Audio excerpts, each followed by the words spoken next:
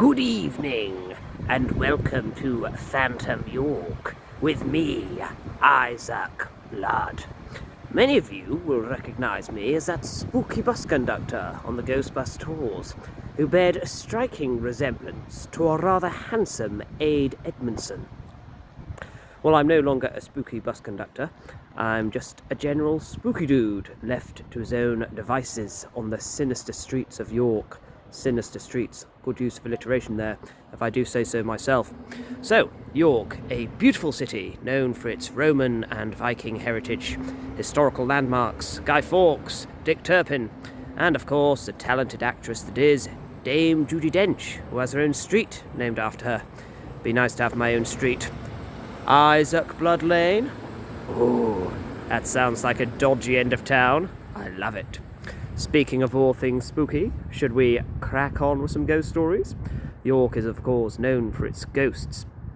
Here I am, outside the magnificent Minster. Another good use of alliteration there. Let's have a look at it. There we are, beautiful. The beautiful York Minster. This medieval Gothic-style church was built between 1220 and 1472. As you can imagine, a building so old has many ghost stories. Would you like to hear one? That was a rhetorical question. I'm going to tell you ghost stories, sir. That's why I'm here. So, it was the 1840s, exact year unconfirmed, when a local gentleman, identified only by the initials BL, was shown some friends around the Minster.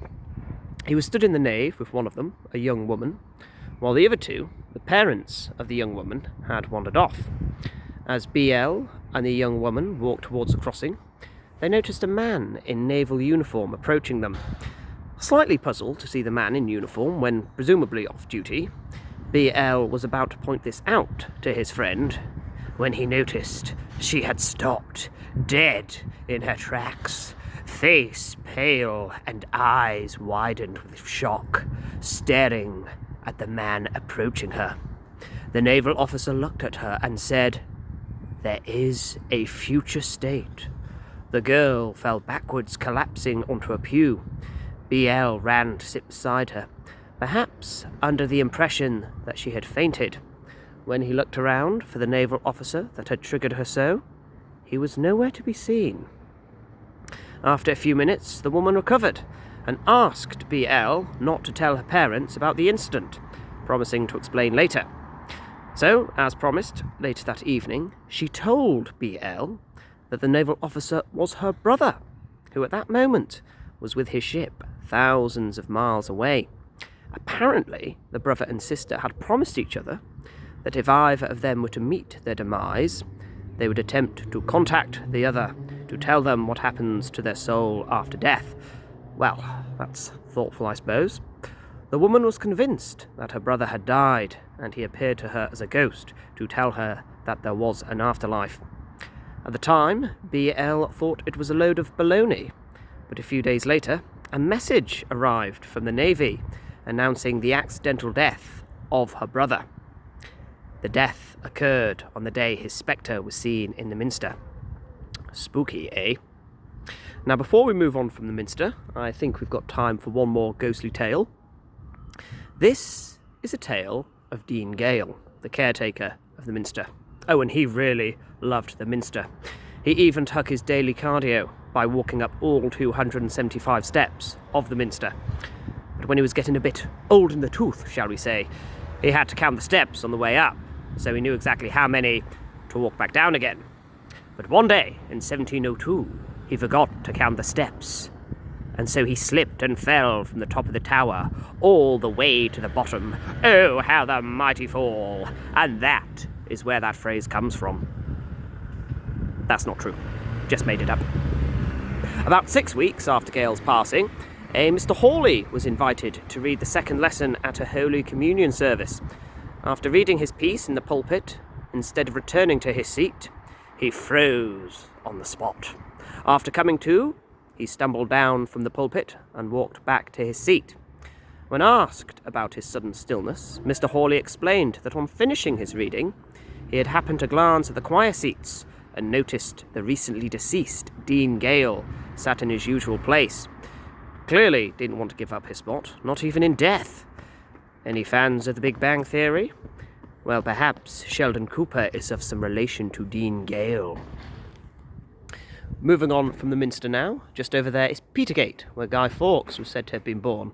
He was baptised in that church, which you can't see because of the scaffolding, sort of ruins the aesthetic, but anyway, and supposedly lived just across the road in what is now the Guy Fawkes Inn. For those of you who don't know Guy, he was one of the conspirators of the 17th century failed attempt to blow up Parliament with King James I inside. He was hanged, drawn, and quartered for his crime. People have reported seeing a ghostly Guy Fawkes walk in the street of Stonegate at night, wearing a cloak and hat. Well, we shall be visiting Stonegate soon, and we'll see for ourselves. I don't know about anyone else, but I fancy a whiskey. Oh, I don't think it's open. Anyhow, welcome to the York Arms. In the 1970s, a ghostly lady, who has been seen many times in this pub, appeared in the gents' lavatory when one customer was, well, having a comfort break, shall we say. Apparently, this encounter was very off-putting for the poor fellow. Oh, who would have thought that having a ghost stare at you while taking a Jimmy Riddle would be so unsettling? Generally speaking, the Lady of the York Arms has been considered to be of no trouble. However, she has sometimes been linked to the poltergeist instance of this pub in the 1980s that included opening shut doors, moving glasses around the bar, hiding kitchen utensils and endlessly rearranging the cutlery drawer. Oh, what a little nuisance. I'm sure many of you will be familiar with the term poltergeist, but not everyone is clear on the distinction between a poltergeist and just a generic ghost. A poltergeist is generally defined as a mischievous ghost that isn't typically seen, but is often heard making loud noises, breaking objects, moving people's property, and other antics. So nobody ever sees them, but they're held responsible for doing very naughty things. Sounds to me like some dog ate my homework shenanigans. Maybe you're not convinced. Maybe you think some very naughty children are falling into Fantasyland. But perhaps that's what the poltergeist wants you to think.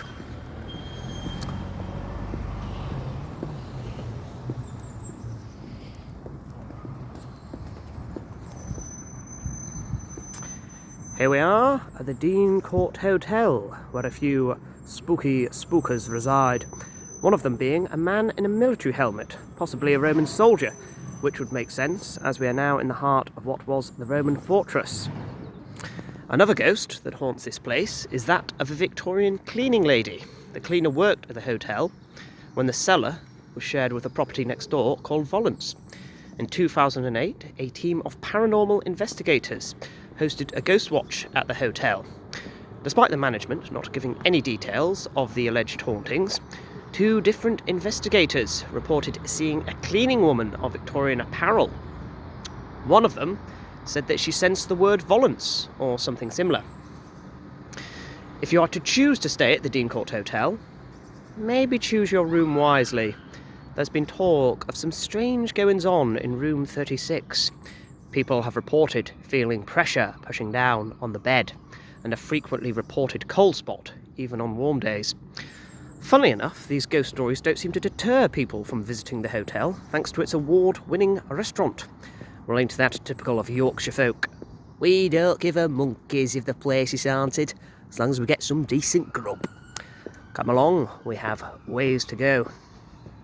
I say come along, like you're here with me. Force of habit, force of habit.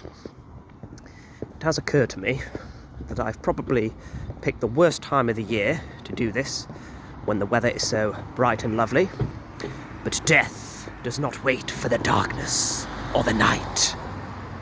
Ooh, I like that. Also, it's just nice to be out and about when the weather is so nice. So yeah, ghost stories in the sunshine. Why not? That building over there, with the red exterior, behind it is the York Theatre Royal, formerly the medieval hospital St Leonard's, hence the street name St Leonard's Place.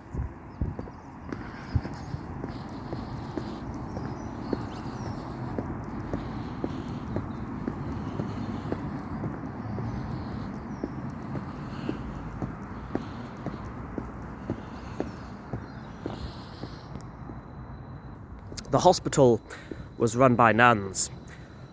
One nun was caught doing something very, very naughty. The cool kids might call it the old bow chicka wow wow. The spiritual authorities decided to make an example of her by tying her up to a wall. She probably thought she was in for a bit more bow chicka wow wow. Unfortunately, this was not the case. They built another wall inches away from her face and left her there to suffocate. Yikes! This story has been connected to a ghost that has been seen on many occasions roaming the York Theatre Royal. A lady wearing grey, aptly named the Grey Lady, since she's a lady and she wears grey. Anyway,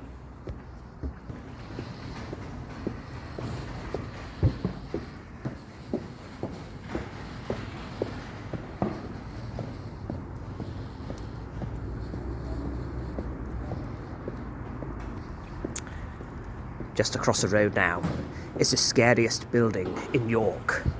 It is a place one might frequent when Wetherspoons is a bit too classy for them. McDonald's. I don't know if it's haunted, but my, is it spooky. To be clear, it's not the food that scares me, it's the clientele. To be honest, I quite fancy a Big Mac. Anyone fancy a break? No, there will be no munching of McNuggets on my tour, but I can promise you a few McSpooks. McSpooks. No?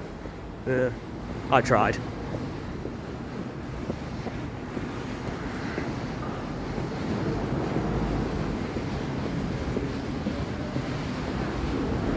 Oh, look at that. Beautiful.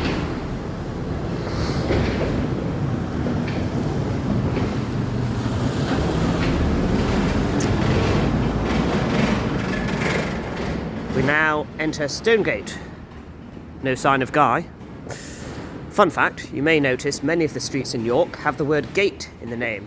That's because gate is a Viking word for street. And as I mentioned earlier, York is known for its Viking history. There will be a tale about a ghostly Viking later on, but that's to look forward to.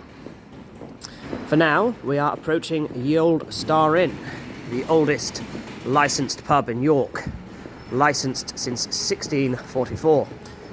It also claims to be the most haunted pub in York. I believe it to be merely one of the most haunted. The most haunted will appear later.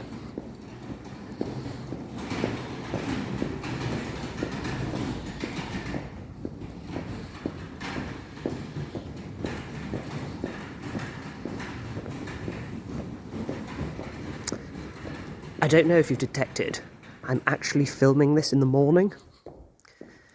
Yes, not very ghostly. I just wanted it to be quiet.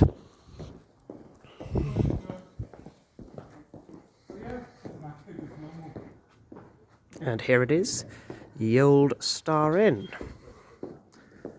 Just move a bit further away for now, without the noise pollution. That'd be lovely. So there it is, just across the road, Ye Olde Star Inn. In the aftermath of the Battle of Marston Moor, this inn was used as a temporary hospital to treat the wounded soldiers. Unfortunately, there was no such thing as anaesthetic back then, so not much in the way of lessening their screams, which meant if amputation was necessary, they would suffer unimaginable pain. Just realised my glasses are a bit dirty.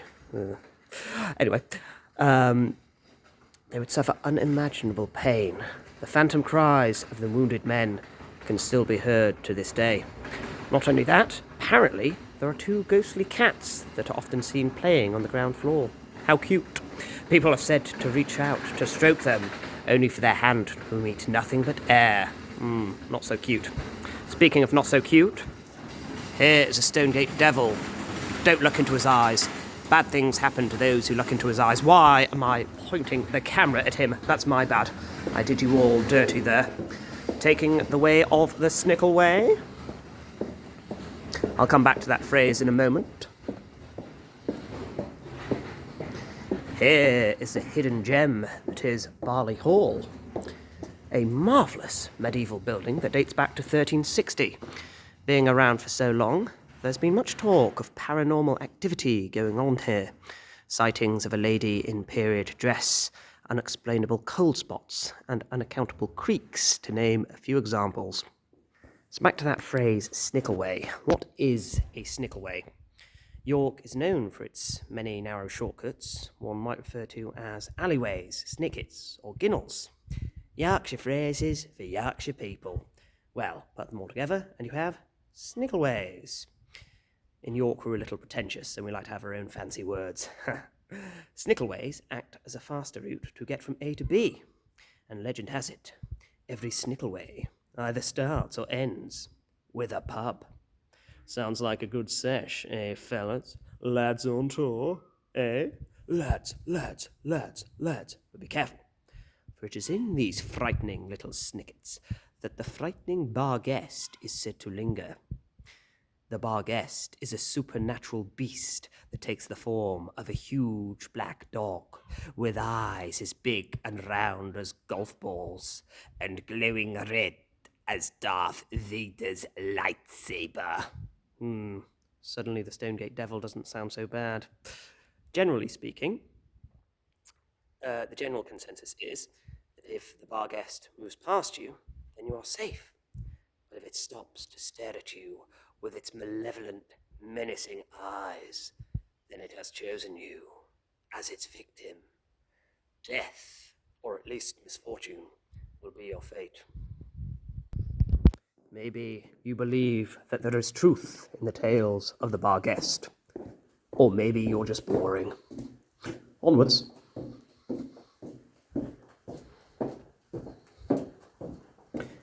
No sign of the bar guest. That's good.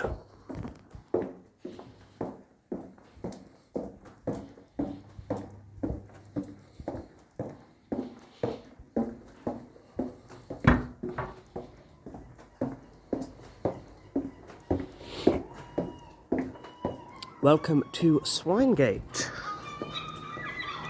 How's it going? Coming up shortly on the left is another snickleway, Mad Alice Lane. Alice Smith was regularly beaten by her husband until one day she fought back and killed him. She was tried for the crime and hanged at York Castle. Mad Alice is said to haunt this snickleway. And here it is, coming up now. Mad Alice Lane. What do you reckon? Should we risk it? Do you think I'm insane? Silly question. Let's move on. While we've got a bit of a gap, I'd just like to thank you all for taking the time to watch my tour. Please give it a like, or an unlike if you're mean. And also thank you to everyone who has subscribed to my YouTube channel. I really appreciate it. For those of you who have not yet, please do. Also, if you'd like to share any feedback about what you thought of the tour at the end, good or bad, I'm open to it. By all means say it was bloody awful. But I hope it wasn't bloody awful. I hope you've enjoyed at least some of my tour, if not a vast majority. But yes, please be honest, it's my first outing, won't be perfect. It is a rough draft. And also, as mentioned on one of my Instagram posts, I plan to share more ghostly content with you on my YouTube channel on a regular basis. I'm thinking spooky shorts, maybe a ghostly tale once a month. So yes, watch this spooky space. Or shall I say, watch this spooky face. Moving on.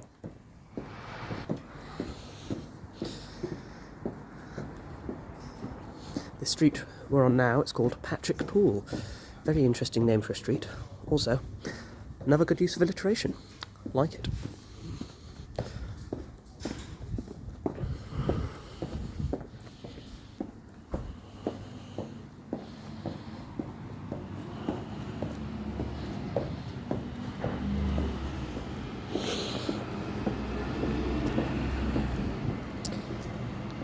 Welcome to Shambles, one of the oldest and most iconic streets in York, famous for butchers.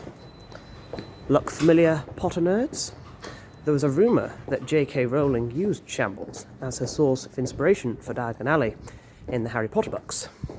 She has since dispelled this rumour, dispelled, by stating that she has never even visited York. Apparently, it was the film's set designer who used it as inspiration, apparently. So, Shambles, bit of an odd name. Well, it's thought to have come from the Anglo-Saxon word fleshamels, which quite literally means flesh shells. Example just here. Cuts of meat would be laid on the flesh shelves on a lovely warm summer's day, back in the times when health and hygiene was even more lax than it is today. Any offcuts that weren't needed, the guts, internal organs and entrails, would be thrown out to run down the street. And the smell would be, well, you could say, awful. Moving further down Shambles now, there is the shrine of Margaret Clitheroe. Let's go have a look at it. Here it is, Margaret Clitheroe's shrine. Margaret Clitheroe was harbouring Catholic priests illegally in the late 1500s, the worst time to be a Catholic in England. On the 10th of March, 1586, Margaret was arrested by the authorities. She was put on trial, and if found guilty, would have either been sentenced to death or prison. We'll never know what the outcome would have been because she refused to plead. During those times, a trial could not go ahead if the accused did not plead. Instead, she was sentenced to execution by a horrific method known as pressing. On the 12th of March, 1586, Margaret was executed by the toll booth at Ouse Bridge. She was laid on a rock, and a wooden door loaded with heavy weights was laid on her front. If she were to plead at any point, then the torture would end and the trial would continue. Alas, she never did, and she died within 15 minutes. The Catholics of the time proclaimed that Margaret died for her faith and made her a martyr. In 1970, she was canonised and made a saint. Visitors of this street have reported seeing mysterious figures in the windows and hearing strange noises after dark. Is it Margaret? Whether this be a ghost story or not, it is an important story of a brave woman who died for her very strong beliefs. Beautiful street Shambles, do come and visit if you're ever in York. It's particularly nice at this hour without the tourist traffic. Not that I have anything against tourists, I love you guys, you pay my wage. Oh, Isaac, the grave has been dug. No, but seriously, much love. Okay, just stop. Welcome to St. Crux Parish Hall Courtyard. This church over here was built in 1888 from the original remains of the 1424 medieval church of St. Crux. It was once believed to have been haunted by a tall, handsome man. Well, you know I'm not talking about me, I'm only 5'6". The man was described to have had a calm expression, often peering through one of the windows of the church. Oh, maybe Margaret wasn't the ghost I was just talking about. Another paranormal encounter that occurred here took place shortly before the demolition of the original medieval building. A policeman was patrolling the streets in the early hours of the morning when walking down Shambles. When hearing organ music coming from the presumably abandoned church, he decided to investigate.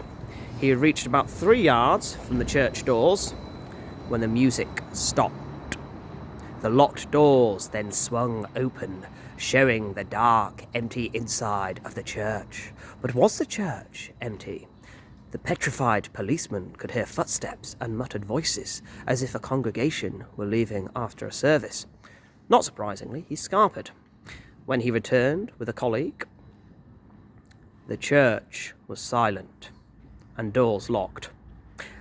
I mean, he was working the graveyard shift. It's quite possible that the lack of sleep was taking its toll on him, but perhaps not. You believe what you believe. I am merely a storyteller. You either believe in the supernatural, or you're, like I said before, boring.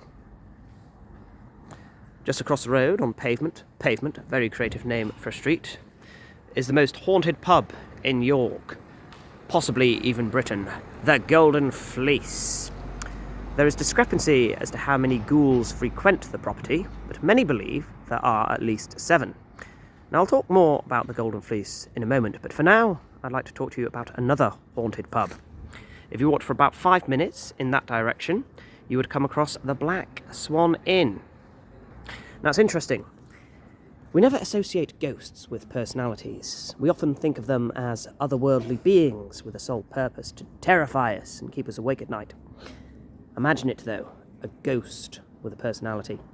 Picture the scenario. Say you're in bed one night, you get up to go to the bathroom, you look out of your window, and you freeze. What you see chills you to the core. For on the other side of that glass is a hovering spectre of a man with a stern look on his face, summoning you towards him like so. You walk towards the window, body shaking, flesh crawling, goosebumps everywhere. You're right by the window now. The scary man opens his mouth and he says, "Hey up, how are you doing? You alright?" And you reply rather timidly, "Yeah, you? Yeah, can't complain. Skin's a bit dry. Well, I don't have skin because I'm a ghost, but you get what I mean. Tell you what, life's been a pain. Don't get any easier in death, I can tell you. Everything's always my fault. Oh, can't go on living like this. Well, I'm not living, but you get what I mean.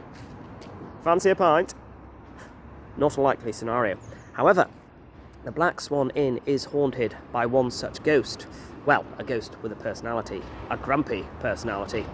A very impatient, rather plump gentleman wearing Victorian clothes and a bowler hat is said to appear by the fireplace on occasion, aggressively checking his pocket watch, only to disappear and return on another day to check the time again.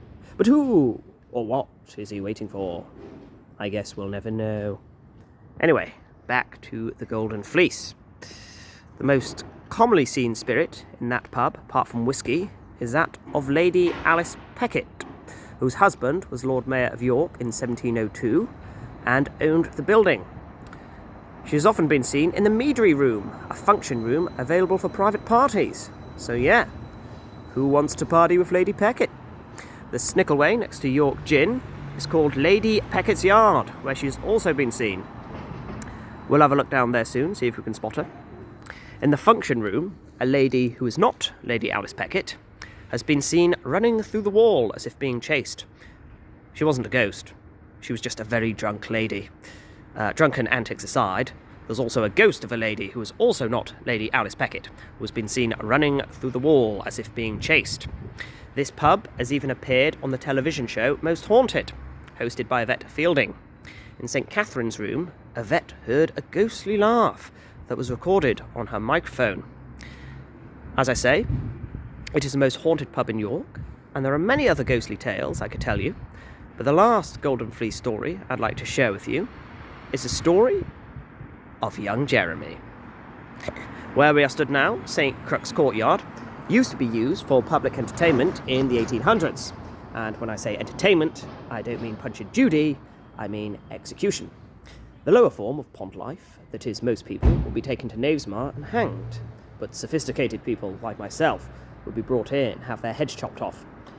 And like every normal child of his age, Jeremy loved a good execution.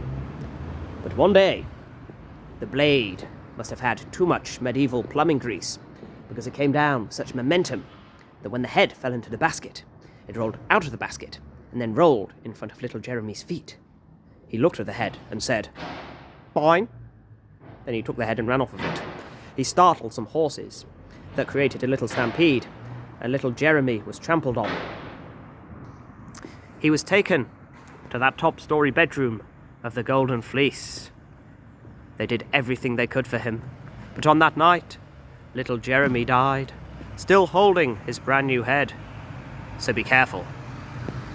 For if you ever choose to stay in that top-story bedroom, people have reported seeing a small child carrying a head as if it was about to say, "Game of footy?" No thank you, let's go.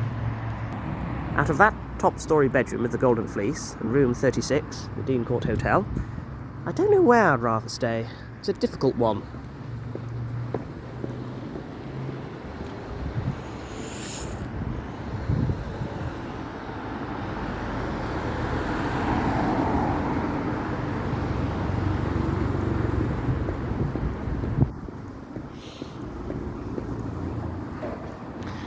Getting a closer look now. There it is, the Golden Fleece. Lovely pub.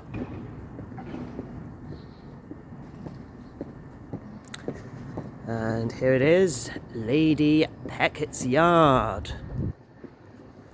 No sign of the lady herself.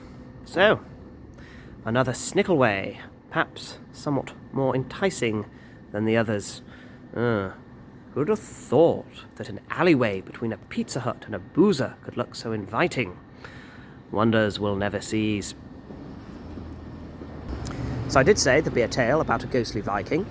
Well, coming up shortly is Coppergate Walk, which houses the Jorvik Viking Centre, opposite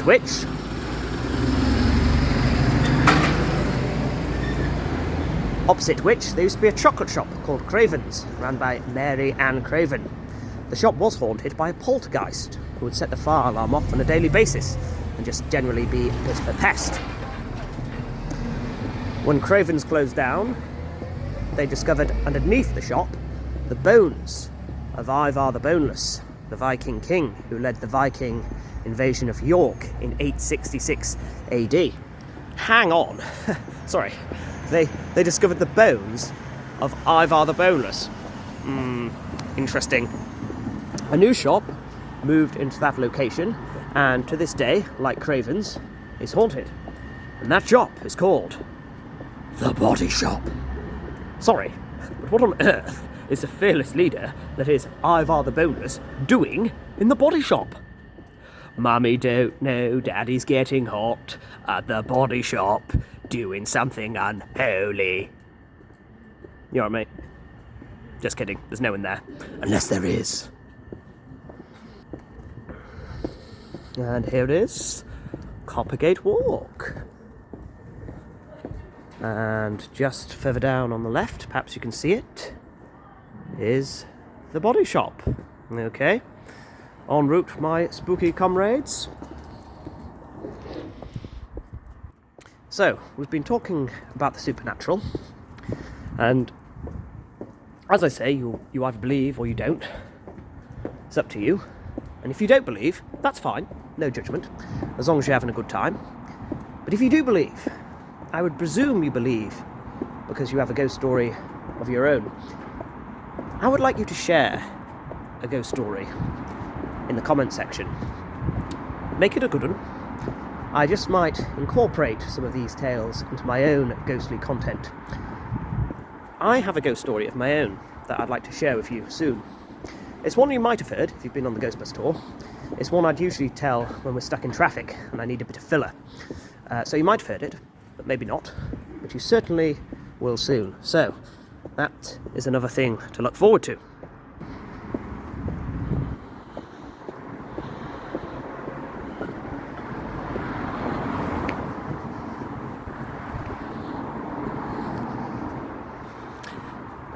Welcome to the Blue Boar Pub. After the infamous highwayman Dick Turpin was hanged at Knavesmire, his body was brought here for punters to go in and have a peek. The things people do for pleasure, eh? So, a bit of background on Turpin. He wasn't from York, he was an Essex boy, born in 1705. Oh, shut up. He started out as a butcher, but soon got in with a bad crowd, joining the notorious Gregory Gang, known for evil crimes such as breaking into farms, terrorising the residents, and stealing their valuables. The authorities managed to catch up with the gang, every single member but Turpin, and that is when he became a highway robber. He moved up here to Yorkshire and lived under the alias of John Palmer when a £100 reward was put on his head for horse theft. After a falling out with his landlord, he shot the landlord's chicken. Seems like a bit of an excessive reaction to a fallout, but that was Turpin. Now get this. When he was arrested for shooting the chicken, He wrote a letter to his brother-in-law asking for help, but he couldn't afford the delivery charge, so it got sent back and got into the hands of the Postmaster General, who just happened to be Dick Turpin's former schoolteacher, who recognised the handwriting. I know, right? Of all the ways he could have got caught.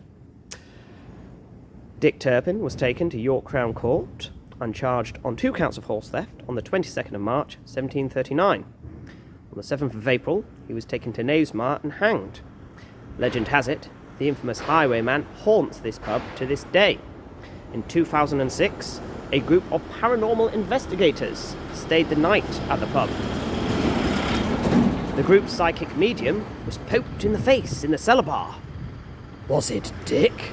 Not only that, apparently an invisible presence blew in his ear. Was that Dick? The group later had to abandon a Ouija board when it spelt out the letters RIP.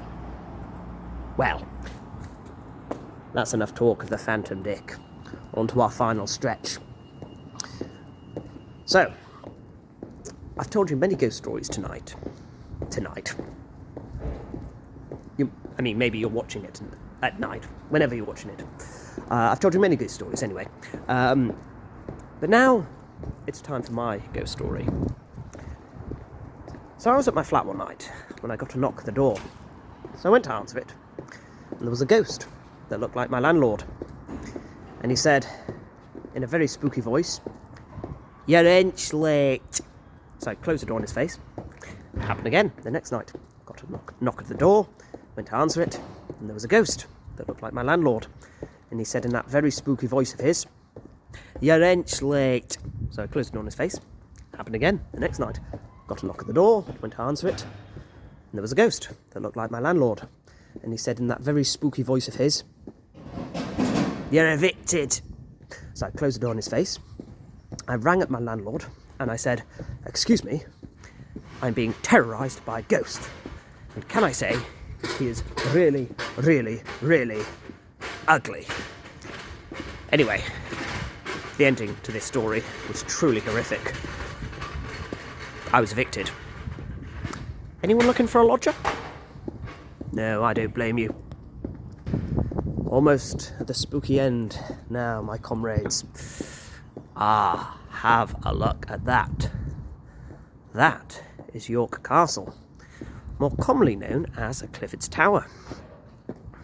In 1068, William the Conqueror built the tower after the Norman conquest. So it would have been a classic Norman design, a steep earthen mound with a wooden tower on top and defended courtyard at the bottom. The following year, Vikings turned up and destroyed it. The current stone structure you see before you was built in 1245. Flash forward to Tudor times, in 1537, a man named Robert Aske led a royal rebellion against King Henry VIII. The rebellion was a failure, and Aske was hung in chains from the wall of Clifford's Tower and left there to die. His screams have said to be heard on quiet nights. On a brighter note, coming up just across the road is the remains of Sacha Baron Cohen's acting career. Get ready.